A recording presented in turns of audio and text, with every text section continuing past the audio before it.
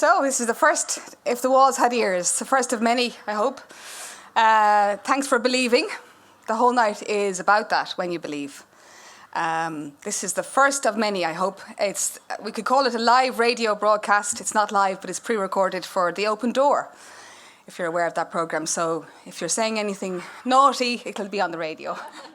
I lost my mum 5 years ago, and I never thought she'd die, actually. And why I'm telling you that story is I kind of make myself believe every day that she's around me. And I kind of, when she died, I used to search in her old prayer books for a note from her which said, "You know I always loved you, Anne-Marie."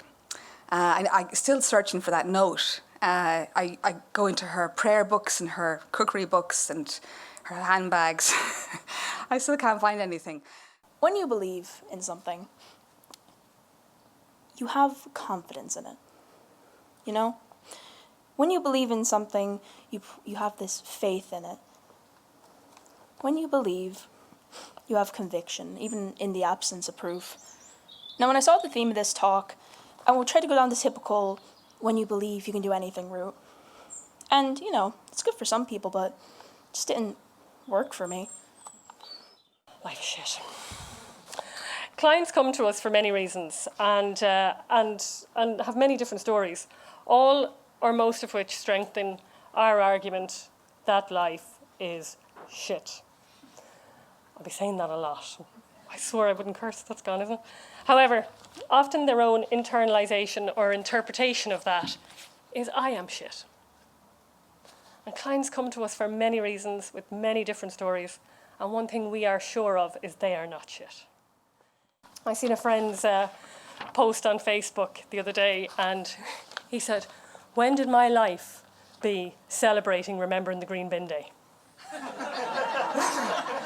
I thought, for me, that's the best celebration.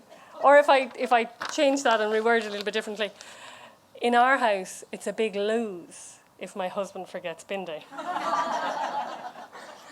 She gives him a knowing nod. And the wins for me are like getting out the door on time in the morning. Getting the kids out the door for school in the morning without a row.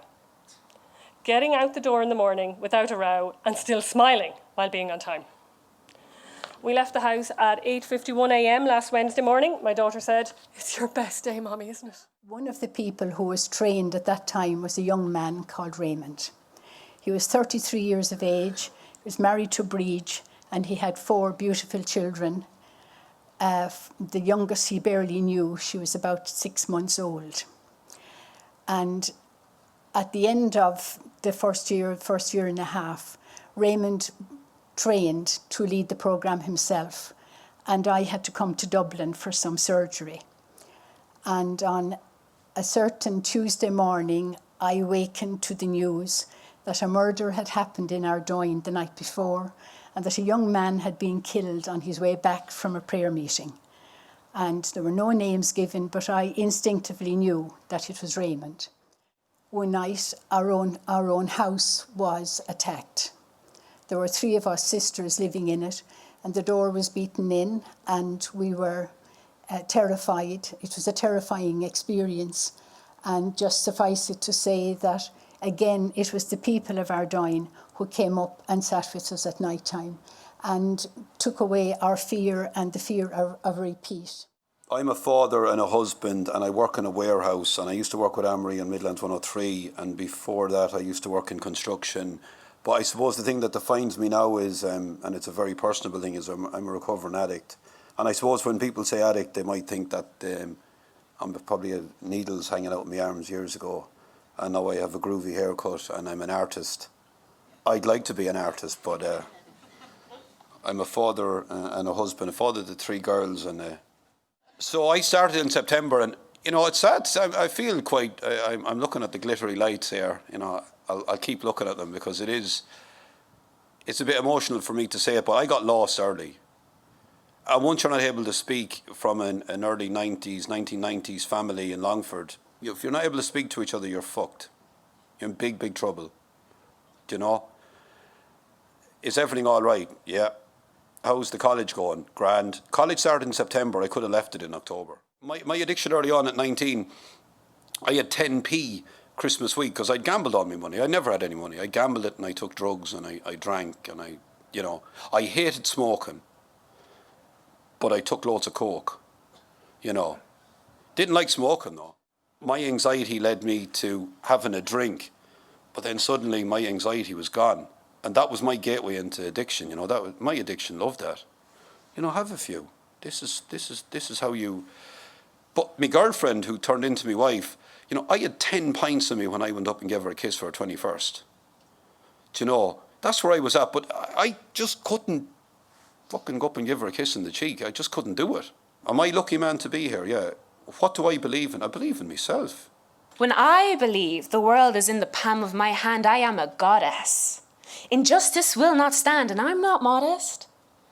When I believe in what my father said, I believe I'm worthless. I let it go to my head. When I believe that I'm beautiful, you don't stand a chance. You'd swear I charmed you right out of your pants.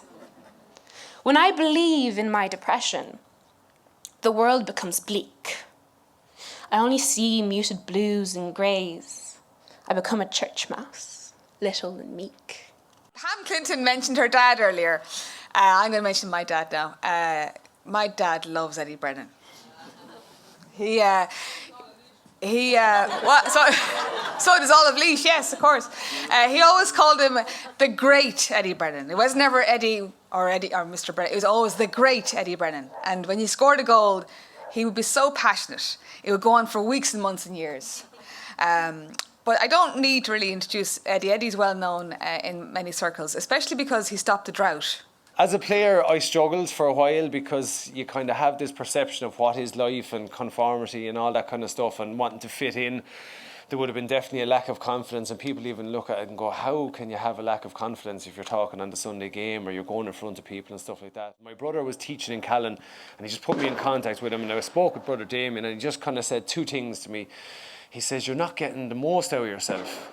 And I kind of was like, well, what does that mean? Because for me, the be-all and end-all was getting the most out of yourself on a hurling pitch, wearing a Kilkenny jersey or wearing your club jersey. And I thought that was all life was about. And what went with that was the socialising and having the crack. But he said, you need to start taking a few risks a little bit. And, I suppose not thinking that life is all about that. So I did, and I really thought about that because I read a lot of sporting books kind of going, how can I be better? Or can I get one little thing that makes me better? But it was when he pointed out a few things that, it's about getting the most out of yourself. And that sounds maybe a little bit romantic and philosophical and all that. But it's saying, well, what do I actually want out of life? So it straightened me up from the point of view is I did love hurling. I love what that brings. That was as I said, that was my addiction. And I suppose I had a really successful career, which I always look at and say I was very, very fortunate for. You can write a word down and you can say, oh yeah, that sounds good. And sports people tend to do that. We have meetings and we write down words and say, yeah, that's a great word and that phrase is brilliant and latch on to that. But it's until you actually look into those words and say, what do they actually mean? Because they all spread out like the roots of a tree and they connect. But for me, you had to say, right, what are the two words that really mean so much to me? And I said, yeah, attitude and application. I've had some great memories. I'm not saying that to play to you tonight here. There's a few people might have incurred my wrath when I was working as a guard here around the town, so apologies if that ever happens. I didn't meet Kieran air time, so no, it's okay, I didn't. I'd been running after him with the bag, but anyway, no, it's all good. Why not go and be brave? And one of the guys in the team said something one day, Joe Phelan from Camross, he was our vice captain. And one of the things he said, why not shoot for the stars, lads? Why not aim for the stars and see where it takes us? We had no vaginas in our house. Granny was Mammy's mammy. She knew everything about cows and calves, hens and chicks, sheep and lambs. She was killed telling me all about the heart and the gizzard of the turkey at Christmas. She had no vagina. She would have mentioned it.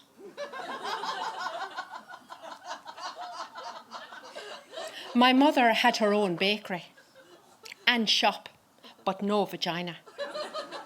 She was keen on personal hygiene. She would lecture us about washing our belly buttons, behind our ears, under our arms, and parts of our body that would never be seen. If she had a vagina, she'd have mentioned it. My sister was 2 years older than me. Guess what? No vagina. I found pads in my mother's room. Mini hammocks. I didn't say a word to anybody. I felt I was wearing a nappy. This was a step backward for me growing up.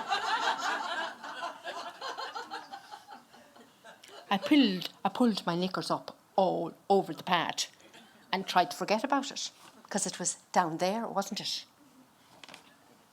Tom called later that evening at the hall door. He had a box of chocolates. "What's that for?" I said. He didn't know anything about periods either. He said, "It's because you hurt your leg playing tennis."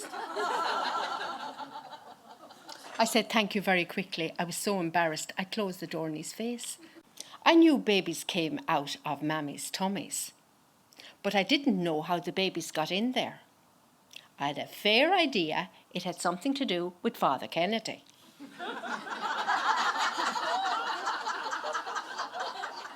He called to all the houses in Abbeyleix to bless the mammies. He was very interested in me and how I was getting on at school. He'd put his hand on my head and say, "Bless you, my child." That was the giveaway. Later at school, I would see him greet other children with the same greeting. "Bless you, my child." I just knew he was the father of all the children in the town.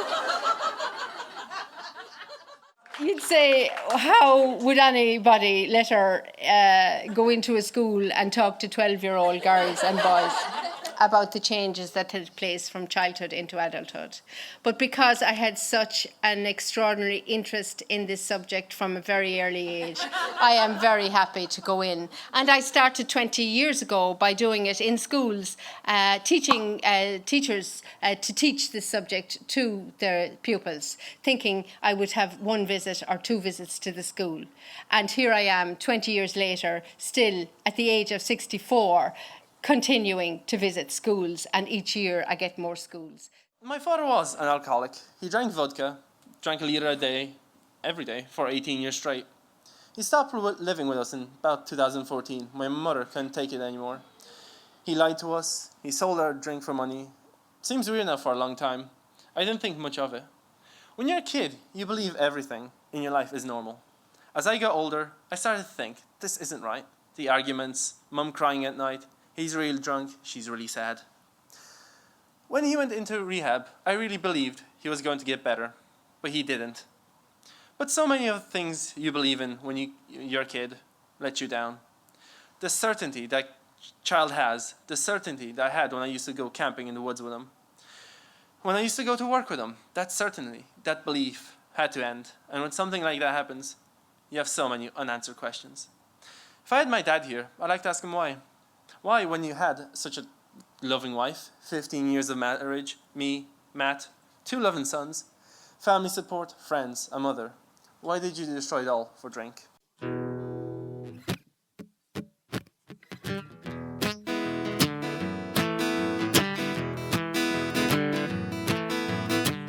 Rainy Galway, sunny LA, it's all in my mind, it's not on my plate, and I gotta die.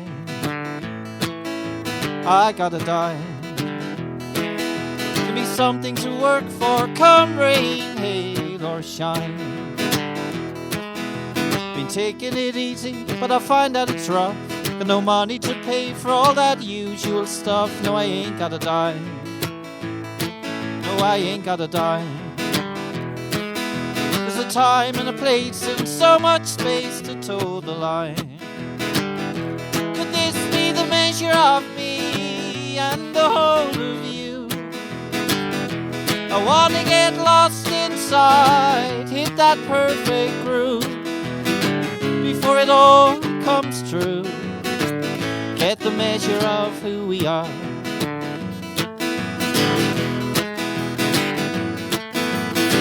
Paul came down from Longford town, threw his weight around with the in crowd, and he made some noise, scared off all the good guys. Give us something to play for now that the city has lost all of its life. Could this be the measure of me and the whole of you? I want to get lost inside, hit that perfect groove before it all comes true. Get the measure of who we are.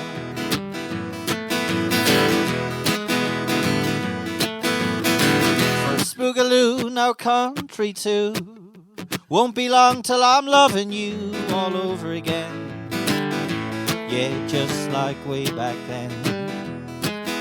Will be yours, will be mine, come rain, hail or shine.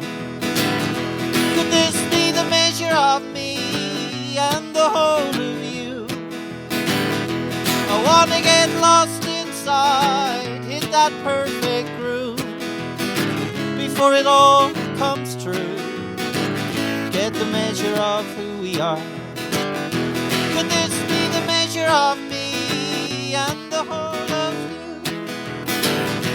I want to get lost inside, hit that perfect groove before it all comes true.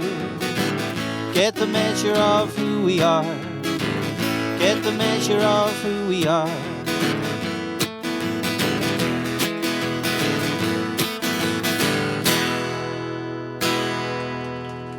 Thank you.